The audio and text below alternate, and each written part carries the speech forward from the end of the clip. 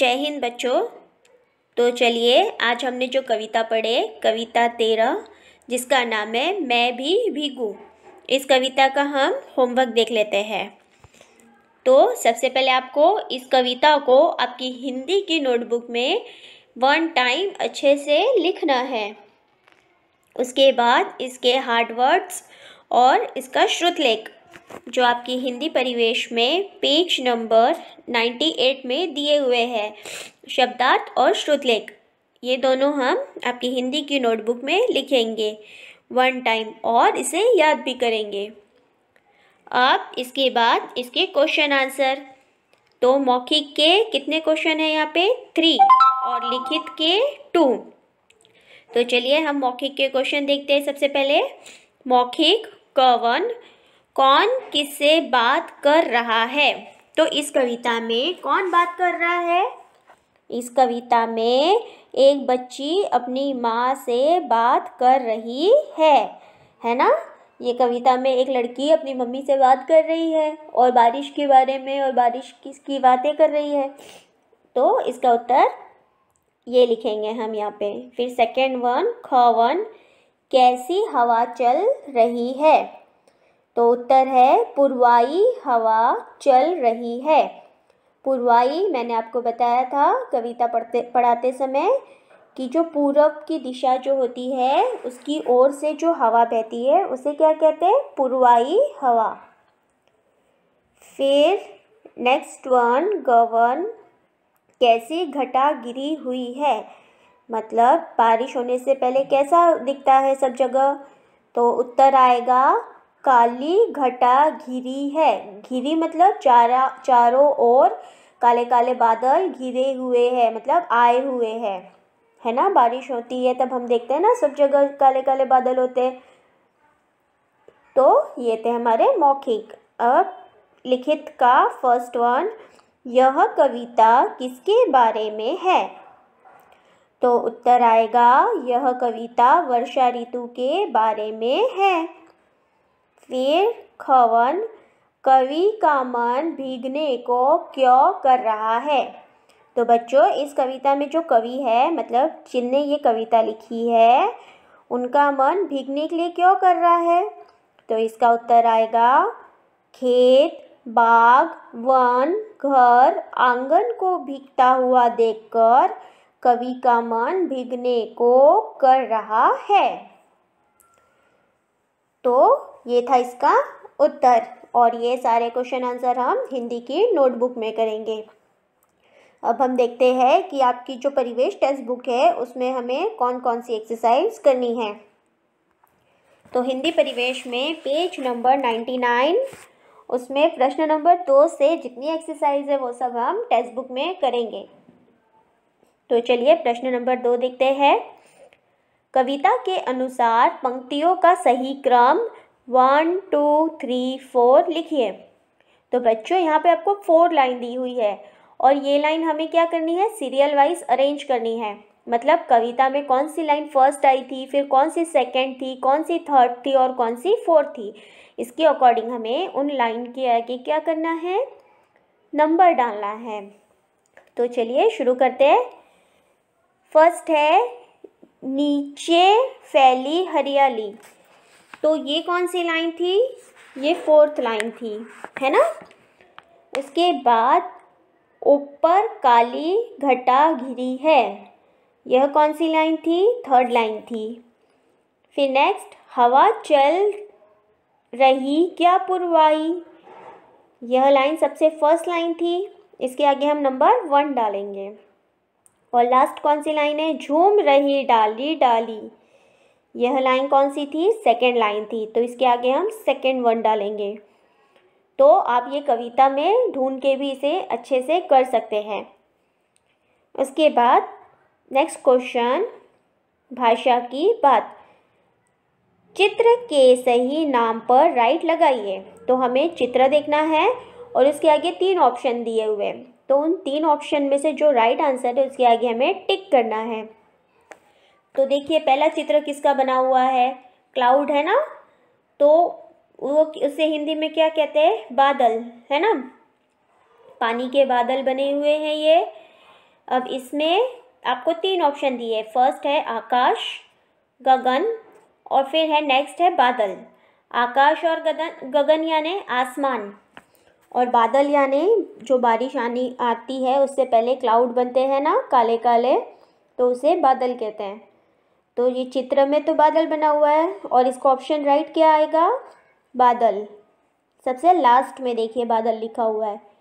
उसके बाद एक ग्लास है, उसमें पानी है, दिखा है आपको? पानी कुछ नीचे गिरा हुआ भी है। तो अब इसे क्या कहेंगे हम? देखिए, जल, तालाब या सरिता।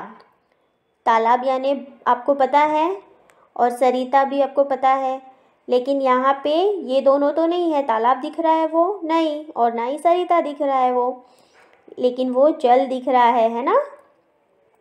तो उसमें हम क्या करेंगे? टिक करेंगे। उसके बाद देखिए एक बाग बना हुआ है और उसमें लिखा भी हुआ है बाग। बाग यानी बगीचा, उपवन, गार्डन। ठीक है, अब उसके सामने 3 ऑप्शन हैं, घर, पाठशाला और बाग। तो ये आपको तो पता ही चल गया ये क्या है? बाग। यस, तो बाग के आगे हम टिक करेंगे। फिर देखिए जंगल बना हुआ है ना? बहुत सारे पेड़ है, तो ये किसका चित्र है? जंगल का। अब उसमें ऑप्शन है ग्रह, घटा और वन। तो आपको पता ही चल गया इसका आंसर इज वन। तो वन के आगे हम टिक करेंगे। फिर बढ़ते हैं हमारे अगले प्रश्न की ओर। प्रश्न नंबर 2, समझिए और लिखिए। तो बच्चों ये आपको जो रेड अक्षर में दिख रहे हैं वो क्या है? किसी शब्द की विशेषण वाले शब्द है, मतलब विशेषता बता रहे हैं। ये जो विशेषण है ये हमने आपके व्याकरण में पढ़े थे, है ना? विशेषण यानी किसी की भी विशेषता बताना, उसकी क्वालिटी बताना, उसके बारे में एक कुछ अच्छी सब में कोई ना कोई एक अच्छी विशेषता होती है, एक विशेषण होता है, क्वालिटी होती है, उसे क्या कहते हैं? विशेषण कहते हैं। ये हमने व्याकरण में पढ़ चुके हैं। तो यहाँ पे भी आपको दिया हुआ है, देखिए, कैसी घटा। तो इसका आंसर क्या आएगा? काली घटा। घटा कैसी थी? काली थी। तो उसकी विशेषता क्या बता रही है? कि वो काली थी, मतलब उसका कलर जो है, काला कलर जो उसकी विशेषण है, विशेषता है। फिर कैसी हवा। तो हवा कैसी थी? ठंडी, है ना? तो जो ठंडा वर्ड है वो क्या है? विशेषण। तो यहाँ पे हम लिखेंगे ठंडी। कैसा आंगन, मतलब वो कह रहे हैं कि आंगन कैसा था। तो वहाँ पे लिखा हुआ है भीगा। भीगा यानी गीला। तो आंगन की क्या विशेषता बता रही है? आंगन तो था वहाँ पे, लेकिन उसकी विशेषता क्या थी? कि वो गीला आंगन था। तो वहाँ पे हम क्या लिखेंगे? भीगा। फिर कैसा मोर। तो यहाँ पे क्वेश्चन क्या कर रहा है? मोर तो था, बट कैसा मोर था? सुंदर मोर था। तो मोर की क्या विशेषता बता रहे हैं? सुंदर। तो यहाँ पे हम क्या लिखेंगे? सुंदर। फिर नेक्स्ट है कैसा हंस। सेम वही क्वेश्चन, हंस है वो हमें पता है, बट हंस कैसा है? सफ़ेद हंस है। तो हंस की क्या विशेषता है? कि उस हंस कैसा, कौन सा रंग का था? सफ़ेद। तो जो सफ़ेद वर्ड है वो क्या है? विशेषण। तो यहाँ पे हम क्या लिखेंगे? सफ़ेद। इस तरह ये विशेषण वाले शब्द हम यहाँ पे लिख के कंप्लीट करेंगे। अब नेक्स्ट क्वेश्चन, पेज नंबर 100। ऊ की आवाज़ वाले कोई भी 4 शब्द लिखिए। तो देखिए जिसमें आपको ऐसे शब्द लिखना है जिसमें ऊ वाला आवाज़ आए। जैसे पहला देखिए लिखा हुआ है भीगू। तो जो ग में है बड़ा ऊ है, उसका आवाज़ आ रहा है ना, भीगू। इसी तरह यहाँ पे हमें ऊ वाले 3 शब्द लिखना है। तो नेक्स्ट क्या होगा? पढ़ू। देखिए बोल के पढ़ू, उसमें भी ऊ का उच्चारण हो रहा है। फिर नेक्स्ट करू, क और र में बड़ा ऊ की मात्रा रू, करू। फिर नेक्स्ट भागू, भा और ग में बड़े ऊ की मात्रा गु, भागू। तो इस तरह ये वर्ड्स हम यहाँ पे लिखेंगे। उसके बाद क्वेश्चन नंबर 4, नीचे दिए शब्दों को बोलकर देखिए, इन्हें बोलने में अंतर होता है। इन्हें बोलिए और देखिए कि जब अक्षर के नीचे नुक्ता लगता है तो उसकी आवाज़ में क्या अंतर आता है। नुक्ता यानी आपको मैंने बताया था एक डॉट लगा हुआ है, देखिए, है ना। तो जैसे ही ये नुक्ता लग जाता है तो शब्द का उच्चारण बदल जाता है और ये नुक्ता वाले जो शब्द होते हैं उस पर हम थोड़ा जोर देकर उसे पढ़ते हैं। तो चलिए हम पढ़ के देखते हैं। पहला लिखा हुआ है जरा। जरा हमने बोला तो जल्दी से बोल दिया, लेकिन उसके सामने नुक्ता वाला शब्द भी लिखा है ज़रा। तो ज़ के ऊपर हम क्या करेंगे, थोड़ा जोर देकर बोलेंगे ज़रा, ठीक है। फिर चीज। चीज हमने जल्दी से बोल दिया क्योंकि उसमें नुक्ता नहीं लगा है और उसके सामने वाले वर्ड में चीज़ लिखा हुआ है, तो ज़ को हम क्या करेंगे, थोड़ा जोर देकर बोलेंगे चीज़, ठीक है। फिर नेक्स्ट, ऐसे दो दो शब्द स्वयं लिखिए। तो हमें ऐसे दो शब्द खुद लिखने हैं। तो देखिए यहाँ पे मैंने लिखा है सजा और उसके सामने नुक्ता वाला शब्द सजा, ठीक है। फिर नेक्स्ट राज और नुक्ता वाला शब्द राज, ठीक है। तो इस तरह ये शब्द आपको यहाँ पे लिखने हैं। फिर नेक्स्ट प्रश्न नंबर 5, शब्दों को सही जगह पर लिखिए। तो आपको एक पीले कलर की इसमें आपको कुछ शब्द दिए हुए हैं, वो शब्द स्त्रीलिंग और पुल्लिंग दोनों हैं। तो हमें उसे छांट कर स्त्रीलिंग वाले शब्दों को स्त्रीलिंग केस में लिखना है और पुल्लिंग वाले शब्दों को पुल्लिंग केस में लिखना है। और आप सभी को स्त्रीलिंग और पुल्लिंग भी हम पढ़ चुके हैं।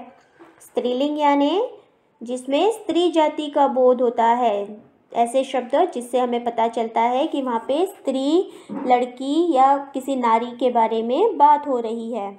और पुल्लिंग यानी पुरुष जाति का बोध होता है, जिसमें हमें पता चलता है ऐसे शब्द जिसमें किसी पुरुष, बॉय, लड़के के बारे में बात हो रही है, ऐसे शब्दों को पुल्लिंग शब्द कहते हैं, ठीक है।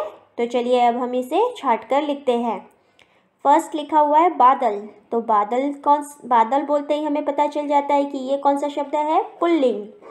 तो जो पुल्लिंग लिखा हुआ है इसके नीचे हम लिखेंगे बादल। फिर है डाली। डाली कौन सा शब्द हुआ, स्त्रीलिंग। तो स्त्रीलिंग में हम लिखेंगे डाली। फिर अम्मा। अम्मा यानी मम्मी। तो ये वर्ड पता ही चल गया हमें कि मम्मी किस में आती है, स्त्रीलिंग में। फिर हवा। हवा वर्ड भी स्त्रीलिंग वर्ड है। फिर नेक्स्ट है घर। घर पुल्लिंग है और खेत, खेत भी पुल्लिंग वर्ड है। तो इस तरह हमें ये शब्द छांट कर स्त्रीलिंग वाले शब्द स्त्रीलिंग में और पुल्लिंग वाले शब्द पुल्लिंग में लिखना है। फिर नेक्स्ट क्वेश्चन, प्रश्न नंबर 6, समान तुक वाले शब्द लिखिए। तो समान तुक वाले शब्द आपको आते ही है, राइमिंग वर्ड्स। तो चलिए हम लिखते हैं। पहला है जल। जल का आएगा थल, थ और ल। फिर घर। घर का आएगा क र, कर। फिर बाग। बाग का आएगा आग। फिर मन। मन का आएगा धन। फिर डाली। डाली का आएगा थाली। फिर झूम। झूम का आएगा धूम। तो ये थे समान तुक वाले शब्द जो मैंने बताया। आपको दूसरे आते होंगे तो वो आप भी लिख सकते हो। समान तुक यानी आप सभी को पता है राइमिंग वर्ड्स जिसका उच्चारण समान होता है। फिर नेक्स्ट है पेज नंबर 101, सोच समझ की बात। तो आपको यहाँ पे देखिए बच्चों, दो चित्र दिए हुए हैं। एक में दो छतरियाँ बनी हुई है ना, आप सब देख रहे हो। एक छतरी है प्लास्टिक के कपड़े की, एक यानी प्लास्टिक की है, और एक है साधारण कपड़े की, मतलब जो हम नॉर्मली कपड़े पहनते हैं वो वाले कपड़े की छतरी बनी हुई है। तो यहाँ पे देखिए क्या बोल रहे हैं, धूप में और वर्षा में प्रयोग की जाने वाली अलग अलग छतरियों को देखिए। चर्चा कीजिए कि साधारण कपड़े की बनी हुई छतरी बरसात में प्रयोग क्यों नहीं की जा सकती। तो यहाँ पे हमें इन छतरियों के बारे में बात करनी है, मतलब मैं आपको बताती हूँ। देखिए, प्लास्टिक की जो छाता होता है वो हम कब यूज़ करते हैं? रेनी सीज़न में, यानी बारिश में, क्योंकि जो प्लास्टिक होता है वो बारिश यानी पानी उसमें स्टोर नहीं रहता है ना। तो बारिश में हम कौन सा छाता यूज़ करते हैं? प्लास्टिक वाला। उससे हमें वर्षा से वो हमें प्रोटेक्ट करता है, उससे हम भीगते नहीं हैं। और जो साधारण कपड़े का जो छाता होता है वो हम कब यूज़ करते हैं? गर्मियों में, बहुत जब धूप होती है तब हम वो कपड़े वाला छाता यूज़ करते हैं। तो ये दोनों अंतर थे, एक प्लास्टिक वाला छाते की और एक साधारण छाते की। तो आपको कोई भी पूछे कि प्लास्टिक का छाता हम रेनी सीज़न में क्यों यूज़ करते हैं, वर्षा ऋतु में, तो वो आप इजीली बता सकते हो, क्योंकि वो बारिश का जो पानी होता है, मतलब जो पानी होता है वो प्लास्टिक में स्टोर नहीं रहता, वो उससे हम भीगते नहीं हैं, है ना। तो ये था इन दोनों के बीच का अंतर। फिर नेक्स्ट है, जब बहुत अधिक बरसात होती है तो क्या होता है? सही वाक्य पे राइट लगाइए। तो यहाँ पे क्या कह रहे हैं बच्चों हमें कि जो बहुत ज़्यादा बारिश होती है, नॉर्मल बारिश होती है वो नहीं, बहुत ज़्यादा अधिक मात्रा में बारिश होती है, बहुत ज़्यादा, तो क्या होता है वो हमें बताना है। तो यहाँ पे देखिए ऑप्शन लिखा हुआ है, सब और कीचड़ हो जाता है, चारों ओर हरियाली छा जाती है, बरसात में हमारा मन मनोरंजन होता है। तो वो तो होता ही है जब बारिश होती है, कम बारिश हो तो भी और ज़्यादा बारिश हो तो भी बारिश को देख के हमें अच्छा लगता है ना। बरसात में भीगने का मौका मिलता है, तो कम बारिश हो तो भी हमें मौका मिलता है और अधिक बारिश होती है तो भी मौका मिलता है। सड़क नदी बन जाती है, वो तो बन ही जाती है, लेकिन इसमें से एक ऐसा सेंटेंस हमें बताना है कि जो बहुत ज़्यादा बारिश होती है तब क्या होता है। तो इसका राइट आंसर आएगा, चारों ओर हरियाली छा जाती है, मतलब चारों ओर ग्रीन ग्रीन हो जाता है ना। आपने देखा है बहुत ज़्यादा अधिक बारिश होती है तो सब जगह हरे हरे पेड़ और सब जगह हरियाली छा जाती है। तो राइट आंसर ये सेकेंड वन, ख वन। फिर next last question, page number 102, चित्र देख के 5 वाक्य लिखिए। तो बच्चों यहाँ पे आपको एक चित्र बना हुआ है, देखिए उसमें बच्चे भीग रहे हैं, बारिश हो रही है, मोर नाच रहा है, मेंढक उछल रहे हैं और इंद्रधनुष निकला हुआ है। तो ये चित्र देख के आपको यहाँ पे क्या करना है? 5 सेंटेंस लिखना है, ठीक है। तो मैं आपको बताती हूँ, अगर आप ऐसा लिखना चाहो तो भी लिख सकते हो, या फिर अपने मन से लिखने चाहो ये चित्र को देखकर तो भी आप लिख सकते हो। तो चलिए मैं बताती हूँ आपको। पहला सेंटेंस होगा, राहुल अपने मित्रों के साथ बारिश का आनंद उठा रहा है। तो यहाँ पे कुछ बच्चे हैं, उनके नाम मुझे नहीं पता तो मैंने एक नाम दे दिया है। तो एक लड़का जिसका नाम राहुल है वो अपने मित्रों के साथ क्या कर रहा है? बारिश में भीग रहा है। ये फर्स्ट सेंटेंस। सेकेंड सेंटेंस, सीमा और राजू छतरी के नीचे खड़े हैं। तो देखिए आप लोग चित्र में एक लड़का और एक लड़की छाते के नीचे, अम्ब्रेला के नीचे खड़े हैं। तो इन दोनों का नाम भी मैंने अपने मन से दे दिया है। फिर थर्ड सेंटेंस, मोर नाच रहा है। फिर फोर्थ सेंटेंस, अमन पानी में छप छप करता हुआ कूद रहा है। देखिए एक लड़का पानी में कूद रहा है ना। तो जब वो कूद रहा है तो उसकी आवाज़ छप छप हो रही है। तो ये एक सेंटेंस मैंने यहाँ पे बनाया है। फिर लास्ट वन, आसमान में इंद्रधनुष दिखाई दे रहा है ना। आपको इंद्रधनुष दिख रहा है ना इस चित्र में। तो ये 5 सेंटेंस यहाँ पे आपको लिखने हैं। अगर आप दूसरे लिखना चाहो तो भी लिख सकते हो। तो बच्चों ये था आज का हमारा होमवर्क जो आपको टेक्स्ट बुक और नोटबुक में करना है। आज के लिए इतना ही, धन्यवाद।